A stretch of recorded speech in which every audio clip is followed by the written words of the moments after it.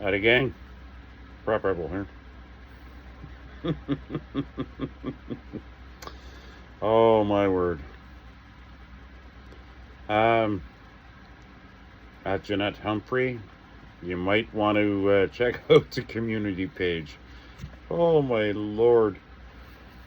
I received some hot sauce in the mail, and I promised that I would do a little bit of a review, and I said there would be no video on when I posted it on my page or on my community page.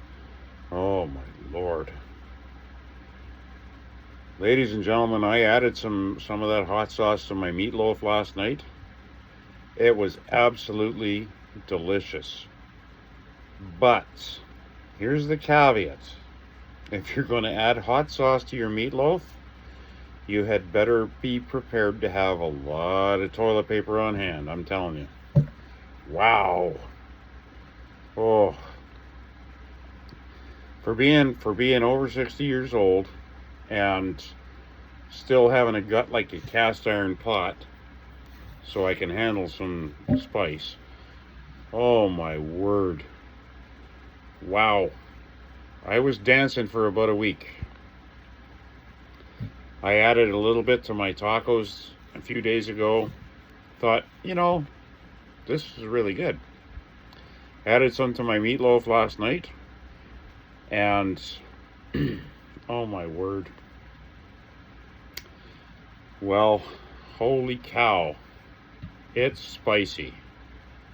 And I'm not talking about spicy with me talking about politics or anything like that, but it's spicy, it's hot. And wow. Jeanette, you know what? That dipping sauce that's not supposed to be hot, well, it's hot. And the pictures that I put on my community page go from the least hot to the most hot. And wow, I'm telling you, I was totally surprised, because usually I can handle that kind of heat, but oh man. Delicious, absolutely delicious, but in moderation. Let's put it that way, in moderation. Like I love hot stuff when I'm eating tacos or eating enchiladas or burritos or anything like that. I love that stuff. Or anything else, because I mean, when I was in the military, I always carried Tabasco sauce with me, or Frank's Red Hot sauce with me, just to make the meals that we had to eat palatable. But some of this stuff, and I'm telling you right now, that Butt Hurt brand, oh my lord, use it sparingly, because if you like hot stuff and you're gonna buy it, use it sparingly. You'll notice that the Cajun spice was on top of one of the other jars, so that was about the same heat ratio. But oh wow, it's not going to stop me from eating it though, because I love that hot stuff. But holy cow. So on another topic, I would like to address something that I mentioned in a couple of live streams, and this is about hardiness zones where you live for gardening.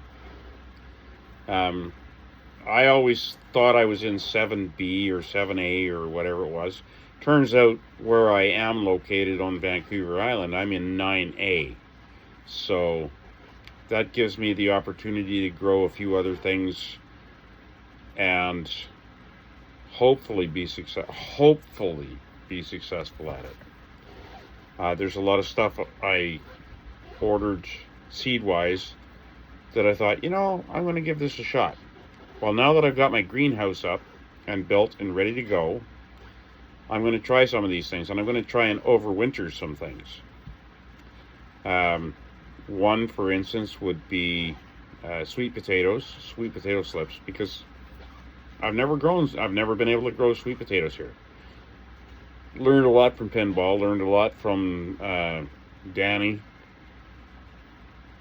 from his channel. So I'm going to give it a shot, you know. I like sweet potatoes.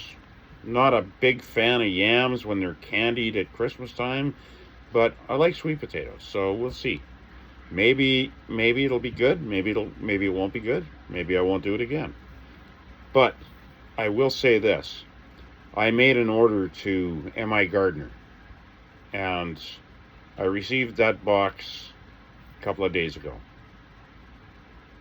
And I went through it and I did my checks and everything else, and I checked the inventory list to everything that I received 3 times. Now, I can understand a mistake that might have been made, because I ordered 1 of everything that I wanted, but when it came to the tomatoes, I ordered 3 of the San Marzano tomato seeds. I only got 1. So I'm waiting back to hear from them on that, and I'm damn sure that, because these guys are always up and up and on, you know, because that's their business, I'm pretty sure that everything is going to work out just fine. I like them. I am just totally impressed. The box came in at 1 pound 4 ounces.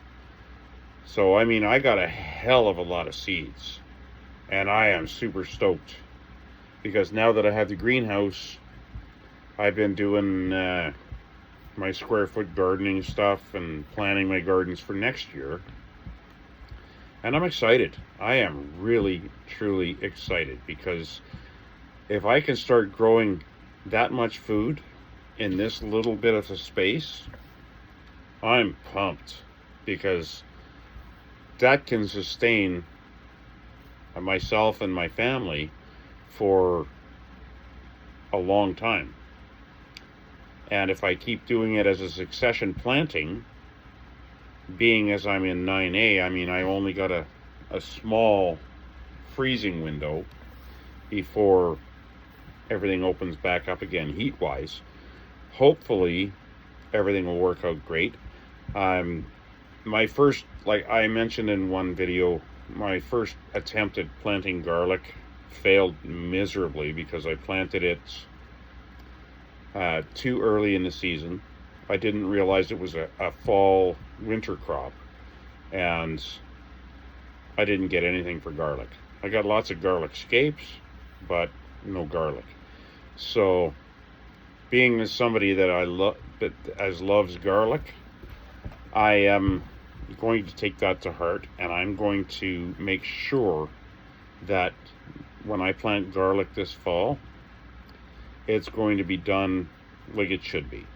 And I should, in the spring, hopefully have, spring, summer next year, hopefully have a lot of garlic bulbs that are very, very viable. Hopefully enough that I can replant them the next season. So I'm totally pumped. I'm totally stoked and totally excited about this. I never wanted to be a gardener. I never wanted to be anything. I was always the rebel. My brother and my other brother were the farmer and the farm mechanic, and I was always the rebel. But you know what? My dad taught me a lot of stuff, and apparently it's sort of stuck, because I'm finding now that gardening is my best therapy. It's my therapy to help me deal with a lot of stuff, including my PTSD, and that's very surprising. But you know what?